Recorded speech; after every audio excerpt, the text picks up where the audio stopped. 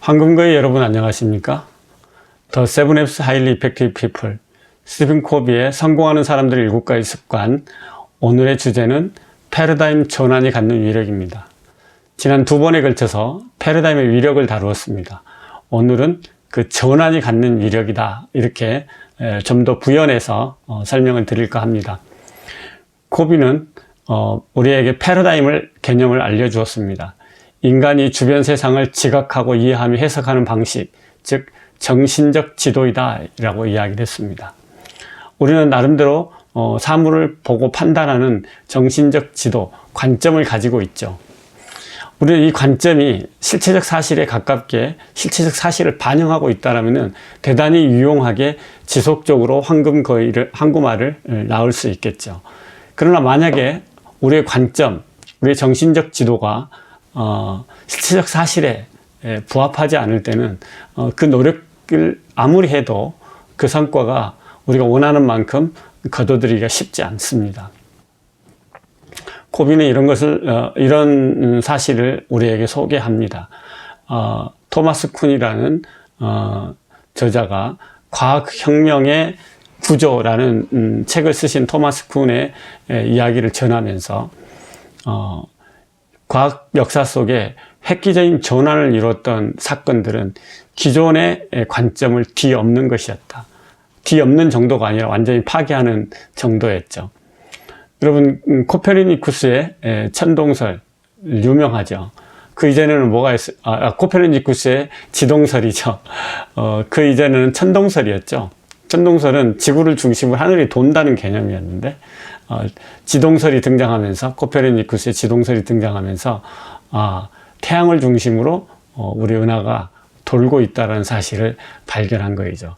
자, 그렇다면은 천동설은 더 이상 우리가 고려해야 할 대상일까요, 아닐까요? 그렇죠. 완전히 파괴되고 더 이상 우리가 고려할 가치가 없는 관점이 되어버린 것이죠. 이렇게 패러다임의 전환이 갖는 위력은 강력합니다. 뉴턴의 물리학도 마찬가지죠.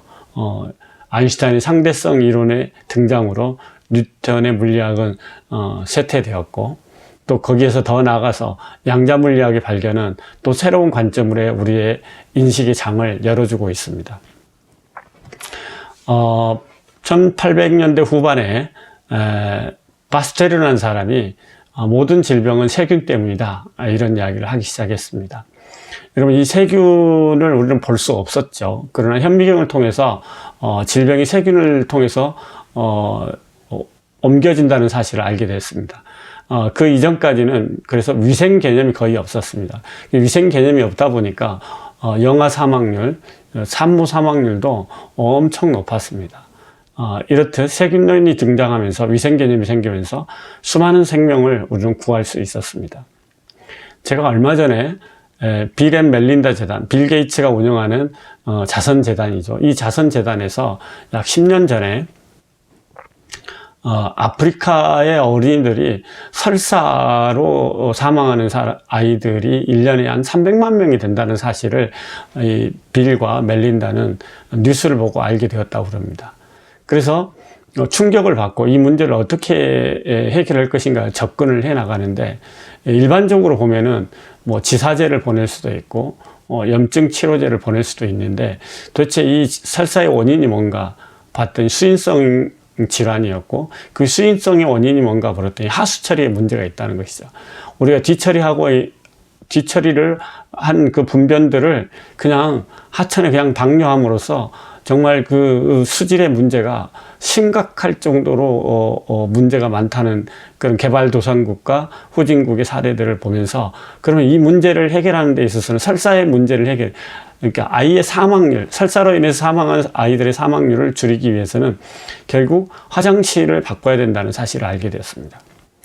그래서 빌 앤 멜린다 재단은 이런 아이디어 경시대회도 하고, 또 화장실 혁명 전시회도 하고, 이런 식으로 해서 그 대안을 찾아내서 저렴하게 물 없이, 전기 없이 그 하수를 분변을 완벽하게 클린하게 해결해서 자원으로 재활용하는 그런 저렴한 화장실들을 개발해서 개발도상국에 지금 공급하고 있다고 그럽니다.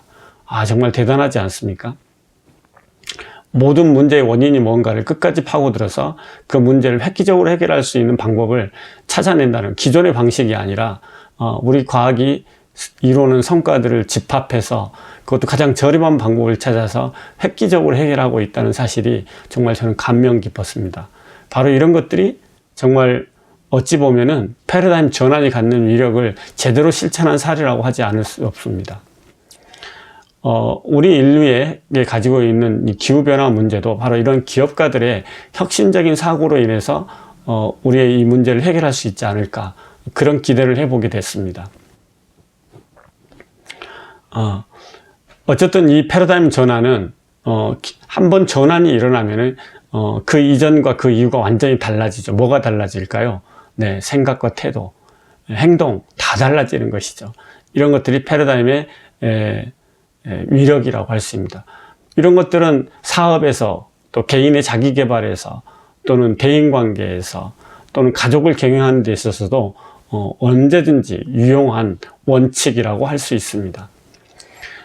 스티븐 코비는 우리가 사물을 다르게 보기만 해도 즉시 변화가 발생된다라는 이야기를 하는 것입니다. 우리가 알다시피 성공하는 사람들 7가지 습관 워크숍에 참여해 보셨던 많은 황금거위 여러분들은 코비의 뉴욕 지하철에서의 일화를 기억하실 겁니다. 코비가 어느 날 뉴욕의 아침 지하철에 탔는데 한 아버지와 아이 두세 명이 함께 타더니만은 아버지는 넋나간 듯이 앉아 있고 아이들은 소란을 피우기 시작합니다. 코비는 화가 났습니다. 그 아버지에게 경고를 주고 싶었죠. 참다 못해 코비는 아이들이 저렇게 소란을 피우는데 어찌 그렇게 가만히 있느냐, 이렇게 질책을 했죠. 그러자 그 아빠가 다시 정신을 차린 듯이 코비를 바라보면서, 글쎄 저도 어떻게 할지 모르겠습니다. 저 아이들의 엄마가 방금 전에 병원 응급실에서 사망했다는 겁니다. 여러분, 그 이야기를 들은 코비는 완전히 충격에 빠졌습니다. 도덕적 관점에서 지하철에서 A범절이 없는 아이들을 돌보지 않는 아빠를 질책하는 그런 관점, 그 관점에서 아내를 잃은, 엄마를 잃은 상실감에서 어찌할지 모르는 그 아이들을 보게 된 것이죠. 그래서 이제는 코비는 어떤 태도를 갖게 되었을까요? 그렇습니다. 위로하고 격려하고, 그런 어찌할지 모르는 그 사람의 아픔을 공감하는 사람으로 바뀐 것이죠. 바로 이런 패러다임의 전환이라는 게 이렇듯 우리의 삶을 획기적으로 관점과 행동과 생각과 태도를 바꾸게 된다는 사실을 코비는 저희들에게 이야기를 해주고 있습니다. 그래서 코비는 우리에게 이런 이야기를 합니다. 당신이 조금만 변하기를 바란다면 당신의 행동의 양을 늘리라는 겁니다. 그러나 당신이 획기적인 변화를 원한다면 당신의 관점, 패러다임을 바꾸라고 이야기를 합니다. 우리는 빌 앤 멜린다 재단의 이야기를 통해서 알 수 있었고, 또 코비의 실제적인 경험을 통해서도 알 수 있었습니다. 성공하는 사람들 7가지 습관의 기본 원칙 가운데 가장 강력한 개념이 패러다임 전환입니다. 패러다임 시프트죠. 황금거위 여러분, 오늘도 여러분 삶 주변에서 불편하고 그리고 갈등이 있는 그런 과제들을 여러분이 보고 있는 지도를 검토하고 내가 발견하지 못하는 새로운 어떤 관점이, 새로운 사실이 놓치고 있는 것들이 없는가를 확인함으로써 여러분 삶의 획기적인 전환을 경험하시길 바랍니다. 여러분, 또 다음 시간에 뵙겠습니다. 김봉학이었습니다. 여러분 행운을 빕니다. 축복합니다.